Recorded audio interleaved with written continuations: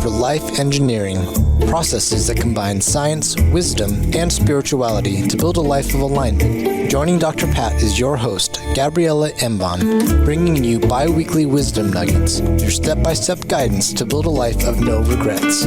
Stay tuned as they uncover powerful processes for you to realize your true potential. Are you ready for some magic wisdom? Life engineering starts now. Hey everybody, welcome. This is Dr. Pat. I am so honored to be able to take this journey and do this show with the most amazing Gabriela. And I have been so excited looking forward to this episode. Look, I just got off a phone sharing with my team about my coach, one of my coaches who lives in New York. And why am I sharing that with you? Because we can gain insights from people. And some days those insights have a light bulb go on, and other times it's like a dimmer switch, slowly, and then you get it. Today, Gabriela has got a very special show, 7 best insights about living your destiny. So important, from thought leaders at the Archangel Summit. Gabriela, I have been waiting to hear what you have to say. I reflected this morning with my team on a conversation with one of my coaches that went back to 2010. And what he said to me gave me the courage to start the network. 2010 and 2009 were the worst economic times, which we don't even talk about them anymore. But they were hard on so many people. And what I learned from him, I learned in his answer to 3 questions that I asked him. And I said, Joe, what the heck are you doing about the economic downturn? What are you doing with all your sales, your clients? What economic downturn? Second question, Joe, what are you doing? Have you changed your process in what you're doing with your clients? How are you reacting to what your clients, have they, are they cutting back? What cutting back? Third question, look, I'm getting callers calling to the show. This is the worst time we've ever gone through here. And I have to make a decision about whether I'm going to launch a network in the worst economic downturn that people are recording. What economic downturn? And that's all I'm going to say about Joe. My lesson was perspective, destiny, perspective. Change your story, change your destiny. And I want to hear what you've learned. I can't wait. Take it away. So first of all, as I was sitting in that conference and participating, all I could think was, I can't wait to share this with our community. So, and it's what your coach said is so true. The topic of the conference was change your story, change your destiny. So, and it's not always, obvious to change your story. When many people are telling the same story, you might get convinced this is actually the story, right? So today I want to start with James Quick. He was the first speaker at the conference, and I was writing for each speaker and each presenter the key takeaways, at least for me. I think that's important when you go to a conference like that. They gave you a notebook. For me, it was on my phone. It's easier, it's faster. But to really be fully in and take note, not just listen. So what I retained from James Quick, besides his story being fascinating, is his teaching was about the difference between what I feel and what I do and where my choice resides. So first of all, he started by saying, for a moment, acknowledge and honor all that you are instead of all that you are not. Most people tell themselves the story of what I'm not. But I'm not saying ignore it. Just tell a different story. And the different story is what I am. Not to turn what I'm not into I am. No, don't lie to yourself. It's not going to work. But tell the story of what you are. So he said, if you fight your limitations, you get to keep them. That was brilliant. Well, let me ask you this before you even go on. I just got off a call, and I wish I would have done the show before I did the call, but I basically had to say that to someone I asked the team, what are you most excited about? Right? And when you tell stories of your disappointment and your past, that is an energy that becomes like sticky glue on your wiring. But what you just said is the key, isn't it? Definitely. You don't want to fight them, but you also don't want to dwell in them, right? They're there for as long as they want to be. Fine. But the idea is to look at what we can do. And he said, ask yourself, you ask, what are you most excited about? He said, ask yourself, what do you want to be? What do you want to do? What do you want to have? And what do you want to share? Right? The be, do, have is all about me. But we know that we're really here for a calling, for a purpose, for service. So what do you want to share? And when you get clear about that, you start living a life of intention, right? It's the first step. And then your subconscious go, oh, that's what you want. Okay, let's get to work. Let's make it happen. And the second thing that stayed with me from his talk was the power of conscious choice. You know, he said, the French philosopher Jean-Paul Sartre said, life is C between B and D, meaning that life, we live in the choices we make between B and D.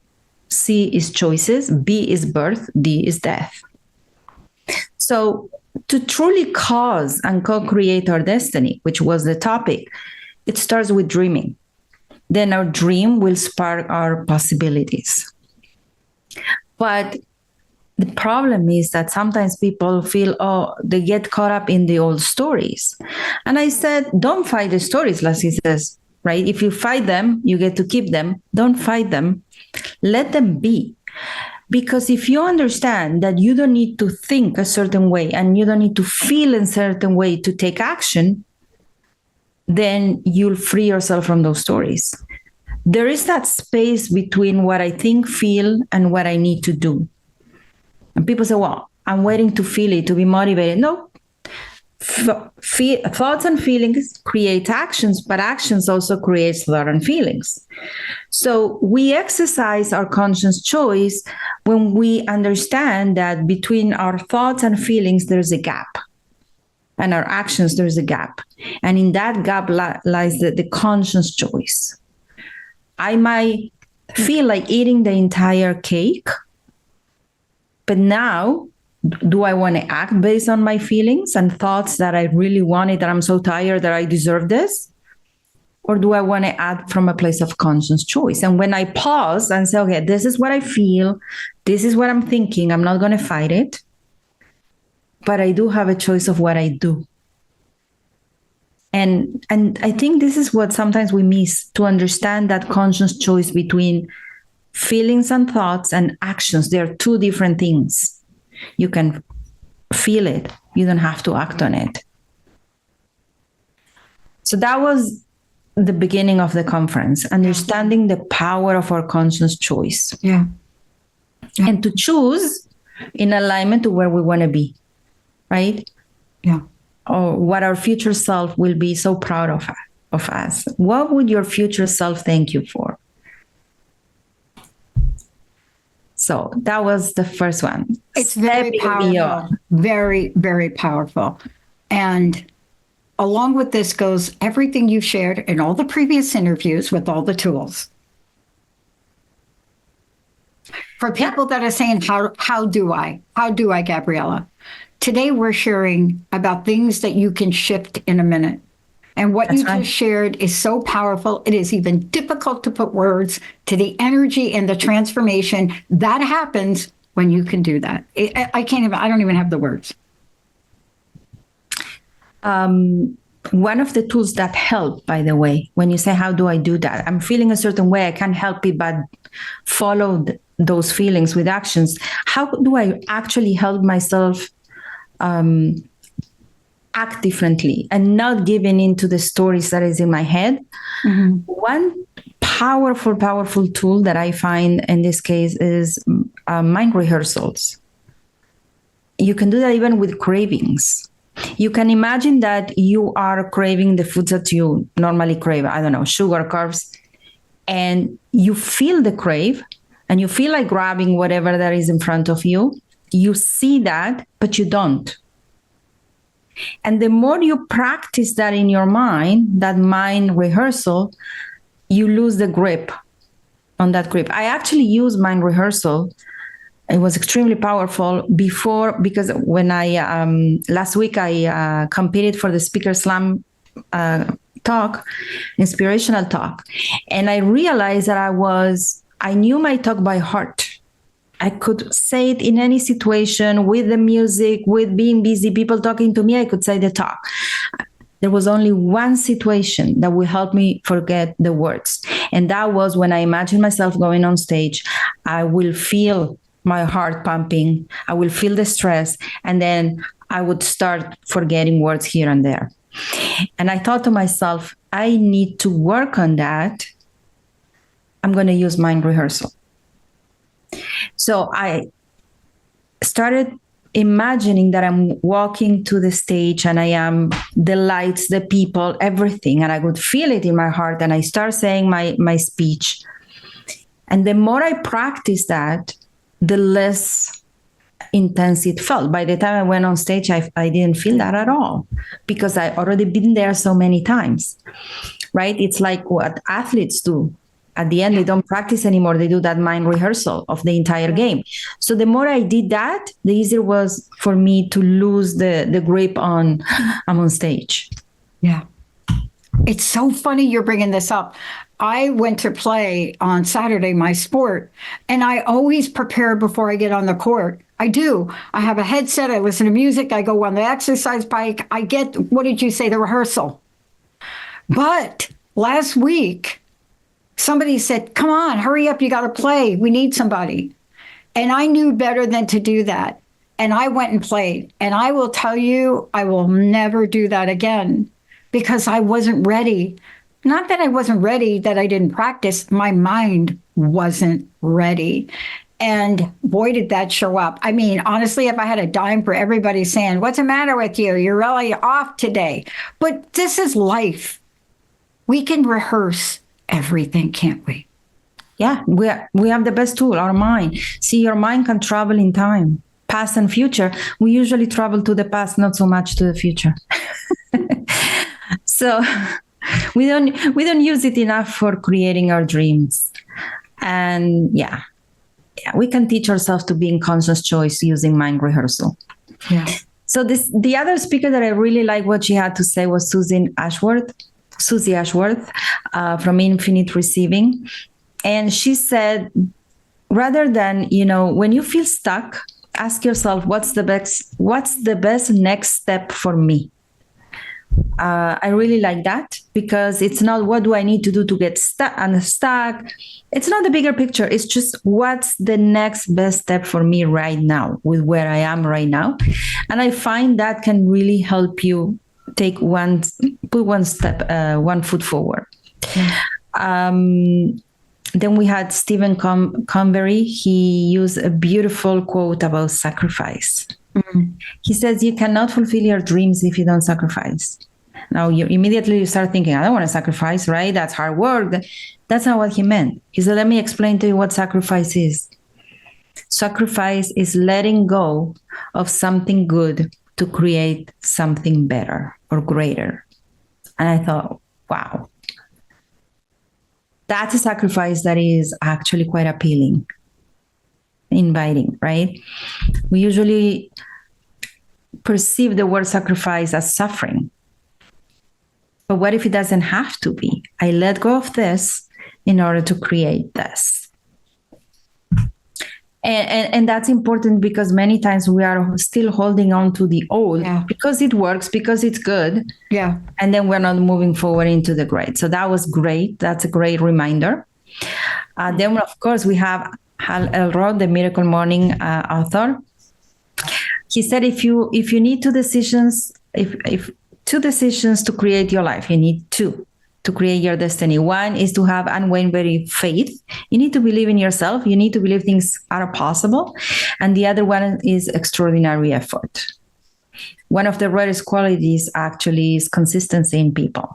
So extraordinary effort is not extraordinary things. I think what he meant, he didn't say that, but I believe that what he meant by extraordinary effort is not that you need to do something extraordinary, it's that you actually need to be consistent.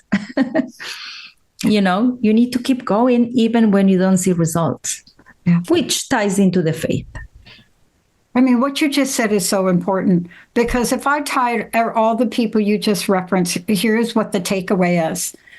And I want you to keep going because this is so important. If I listen to that, first of all, you have to have unshakable faith. You must have unshakable faith. My brand is unstuckable. So I say you have got to have unstuckable faith. There is nothing that needs to stick onto your faith, right? But when you put all three of those thoughts together you shared, I'm going to paraphrase and then I want you to go to the next one. One, you don't ruminate about the past. That's right. Yeah. I just had a friend go through this with a family relative who will not let go of the past. And, to hear somebody talk about you, not about themselves, but the past. The second part was, for me, use your imagination. And the third part that you just shared is when you let go of something, you let go with the perspective and the faith that you're letting go for better. Now, we're not going to stop there because we got more. We got more. The next one was Philip McKernan. He talked about the power of why. He says, people don't know why it matters to you, it won't matter to them. So, be sure that whatever you do, it matters to you and why you're doing it. And he said, when you're busy seeking the approval of a few, you can impact the many. That's about playing small to protect one person. It keeps you from playing big to impact many. So that was huge. That's gigantic. Yeah. These are sentences, but they're huge, right? Yeah.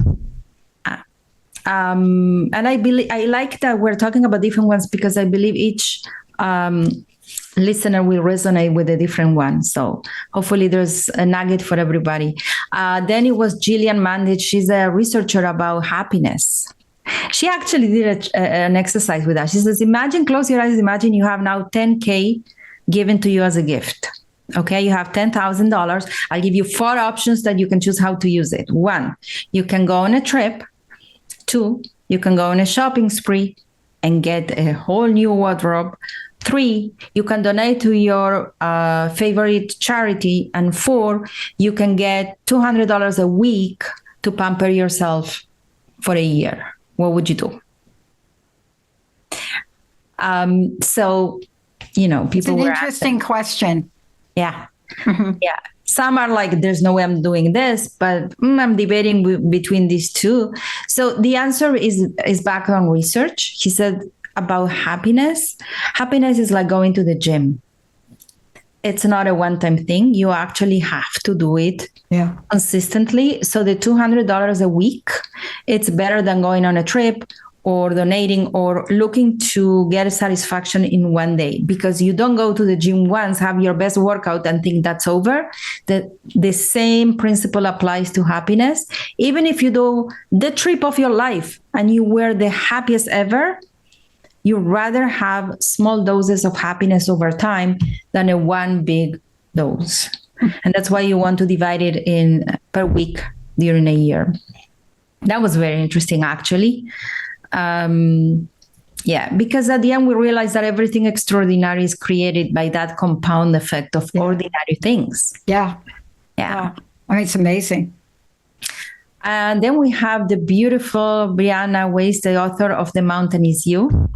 Besides the fact that she is so beautiful, not just her face, it's just her energy, the way she speaks.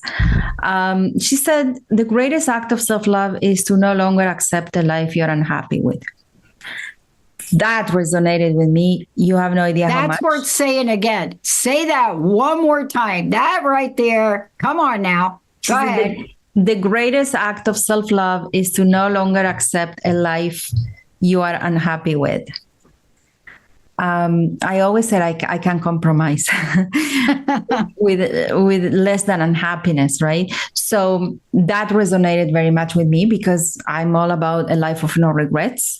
For me, it's in career and primary relationship, but listening to her made me realize that unwillingness to compromise in my primary relationship and my career, it actually, I started seeing that as an act of self-love. Well, before I didn't.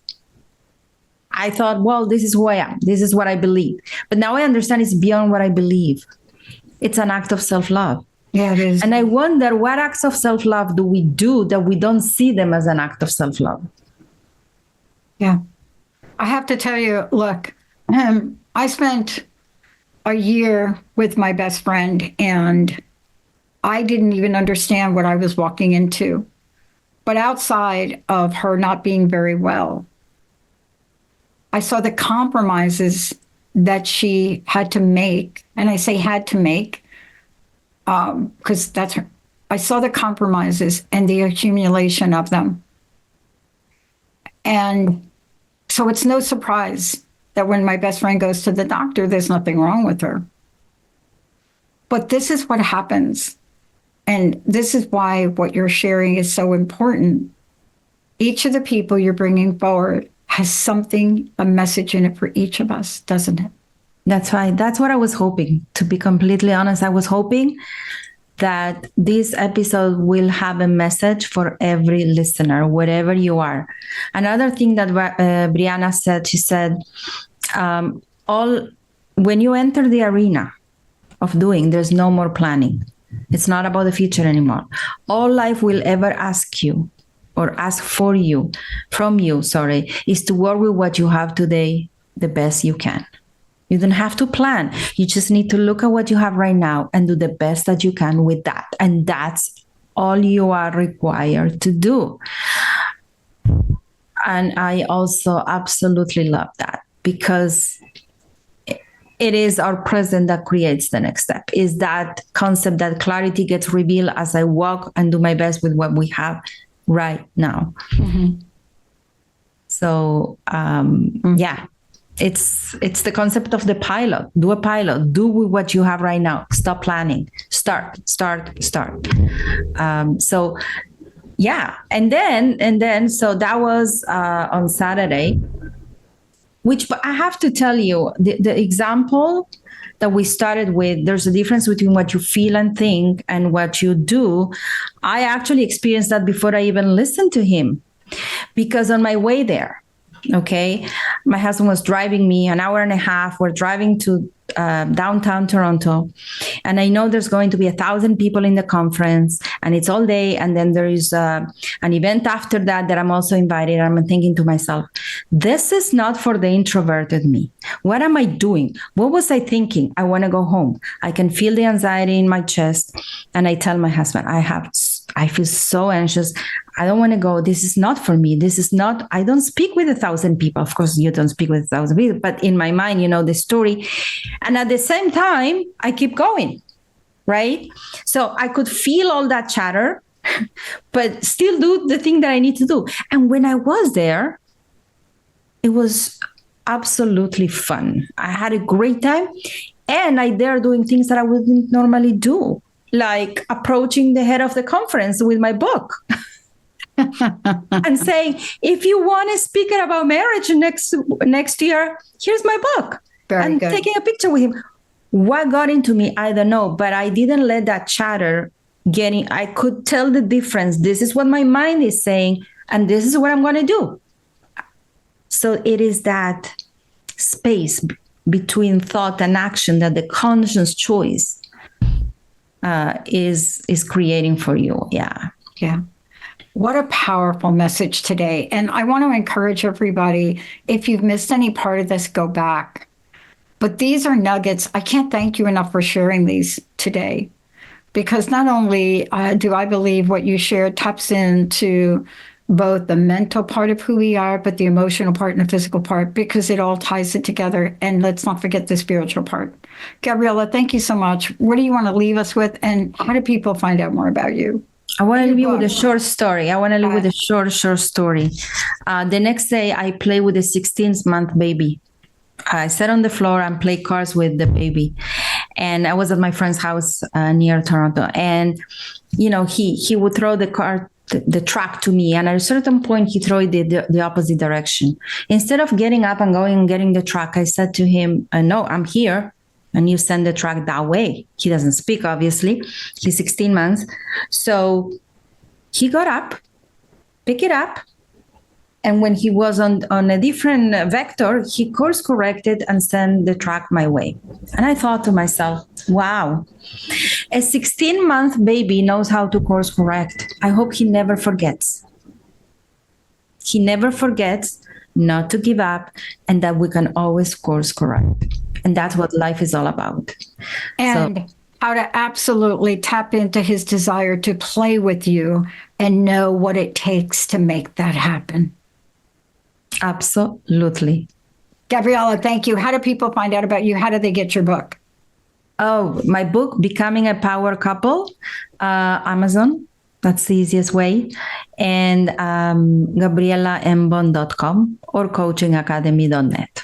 I love it. Gabriela, thank you so much for today.